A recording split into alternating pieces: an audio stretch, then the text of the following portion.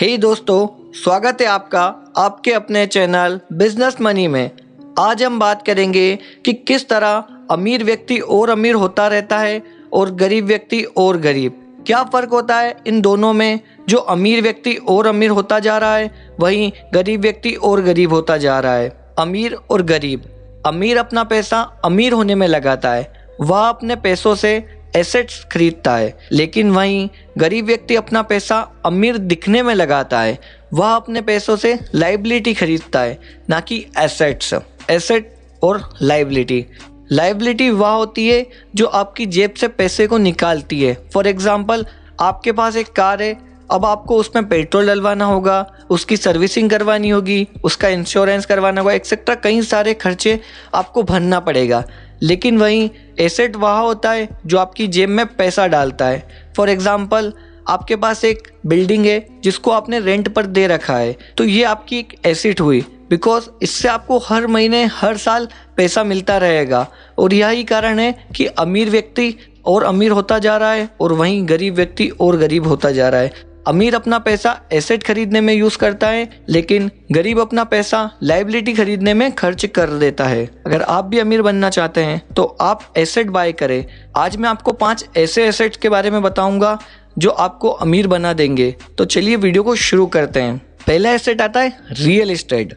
अब real estate में भी 2 तरह के लोग होते हैं। पहले वो जो एक बिल्डिंग को कम पैसे में खरीद कर ज़्यादा में बेच देते हैं, और दूसरे वो होते हैं जो बिल्डिंग को बाय करके उसे होल्ड करके रखते हैं। आइए इसको एक एग्जांपल से समझते हैं। एक लैंड है जिसमें कूड़ा कचरा पड़ा हुआ है और कई सारे एनिमल्स उसमें बैठे रहते हैं। यही सब चीज़ें देखकर नॉर्मल लोग उससे परचेस नहीं करते हैं, लेकिन वहीं एक रियल एस्टेट इन्वेस्टर आता है और वो उसे उसकी एक्चुअल प्राइस से कम में खरीद लेता है, और वहीं वो थोड़े अपने पैसे इन्वेस्ट कर कर वहाँ का कूड़ा कचरा साफ करवा देता है और चारों ओर बाउंड्री करवा देता है। और फिर कुछ ही महीनों या सालों में उसकी कीमत बढ़ जाती है और वो 4 या 5 गुना ज़्यादा प्राइस में उसको बेच देता है। लेकिन वहीं जो रियल इन्वेस्टर होते हैं, जो एक्चुअल इन्वेस्टर होते हैं, वो इसको होल्ड करके रखते हैं। होल्ड करके रखने के कई सारे फायदे हैं। पहला फायदा है, अगर आज आपने एक लैंड परचेस की है 1 लाख रुपए की और 10 साल तक आपने उसको होल्ड करके रखा है, तो उसकी कीमत 1 लाख से बढ़कर 5 लाख हो जाएगी, यानी कि 50% पर ईयर का रिटर्न दे रही है। इतना रिटर्न कोई भी कंपनी आपको नहीं दे सकती। तो पहला फायदा है कि हायर रिटर्न मिलते हैं। दूसरा फायदा कैश फ्लो। जो नॉर्मल इन्वेस्टर होते हैं वो सिर्फ इससे एक बार ही पैसा कमाएंगे, लेकिन जो रियल इन्वेस्टर होंगे, जो एक्चुअल इन्वेस्टर होंगे, वो इसको अपना एसेट बना लेंगे और हर साल, हर महीने, हर दिन पैसा कमाएंगे इससे, और वह उस बिल्डिंग को रेंट पर देके अपना कैश फ्लो भी बढ़ा सकते हैं। और कैश फ्लो बढ़ेगा तो आपकी वेल्थ बढ़ेगी, अगर आपकी वेल्थ बढ़ेगी तो आप रिच बनोगे। तीसरा पॉइंट आता है टैक्स डिडक्शन। गवर्नमेंट के हिसाब से किसी भी बिल्डिंग की एक वैल्यू रहती है। जैसे कि मान लीजिए एक बिल्डिंग है जिसकी वैल्यू है 40 ईयर और आपने उसको 40 लाख में खरीदा है, तो आप उसको 40 डिवाइड 40 कर दीजिए इक्वल टू 1 लाख, यानी कि आपको एवरी ईयर 1 लाख का टैक्स डिडक्शन मिलेगा। और यह इतने सारे फायदे हैं लैंड और बिल्डिंग को होल्ड करने के। दूसरा आता है डिजिटल एसेट। डिजिटल एसेट क्या होता है?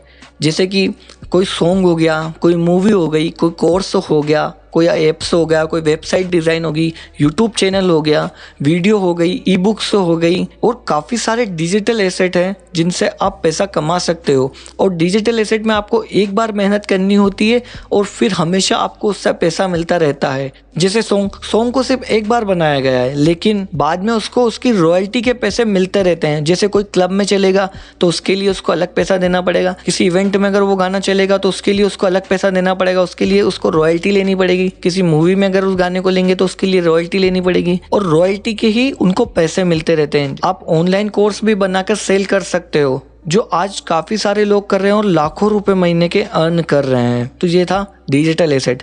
तीसरा पॉइंट है इंटेलेक्चुअल प्रॉपर्टीज। इसका मतलब होता है कि एक बार आपने किसी प्रोडक्ट का या किसी एक्सपेरिमेंट को अपने नाम करा लिया तो उसको आपको लाइफ टाइम उसका पैसा मिलता रहेगा।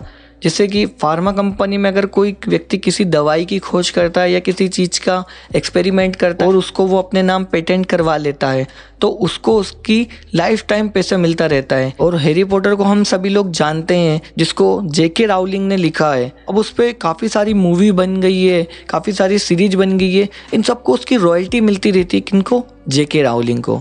काफ़ी सारे तरीके होते हैं इंटेलेक्चुअल प्रॉपर्टी में, जैसे कि ट्रेडमार्क हो गया, कॉपीराइट हो गया, पेटेंट हो गया, लाइसेंसिंग हो गया। काफ़ी सारे तरीके हैं जिनसे आप पैसे कमा सकते हो इंटेलेक्चुअल प्रॉपर्टी में।